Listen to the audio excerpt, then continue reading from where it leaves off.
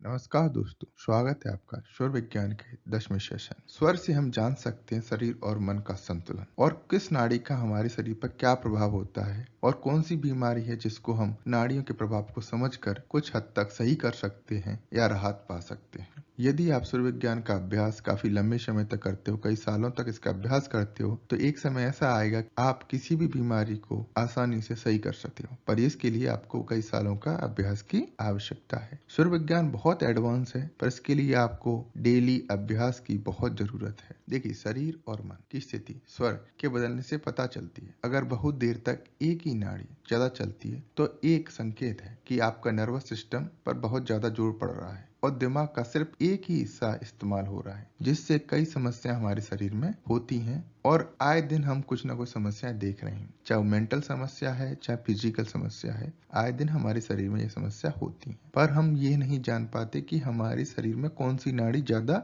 Active है, उसका क्या प्रभाव है। आइए हम बात करते हैं। अगर आपकी ईड़ा नाड़ी मतलब चंद्र नाड़ी, चंद्र स्वर बाइनास्का बहुत समय से चल रही है, लग 3 दिन हो गए, 4 दिन हो गए, आपकी चंद्र नाड़ी ही चल रही है, बाइनास्का ही फ्लो हो रही है, तो आप मानिए आपके दिमाग में किसी तरह का असंतुलन हो सकता है। आपको डिप्रेशन, एंग्जाइटी, फ्रस्ट्रेशन या और किसी प्रकार के विकार उत्पन्न हो सकते हैं। अगर आपकी ईड़ा नाड़ी बहुत चल रही है तो आपको कई पाचन समस्याएं होती हैं, जैसे पेट फूलना, अपच, दस्त, खूनी दस्त, हैजा और भी कई तरह के पाचन समस्याएं। साथ ही श्वास संबंधी समस्या होती हैं, मर्दाना कमजोरी, इन सब का डायरेक्ट कनेक्शन है आपकी ईड़ा नाड़ी से, चंद्र नाड़ी से। अब ये मान लीजिए अगर आपकी चंद्र नाड़ी 3 या 4 या 5 दिन से लगातार बह रही है तो आपको इन समस्याओं का सामना करना पड़ सकता है। जैसे कि ईड़ा नाड़ी के बारे में बात की, पिंगला नाड़ी भी 3-4 दिन से लगातार चल रही है, तो इसका मतलब है आपके प्राणिक शरीर में कुछ ना कुछ असंतुलन है। देखो, अगर आपकी पिंगला नाड़ी बहुत ज्यादा एक्टिव है तो सबसे पहले तो आपको स्ट्रेस से जुड़ी परेशानी होगी, हाई ब्लड प्रेशर होगा, एसिडिटी होगी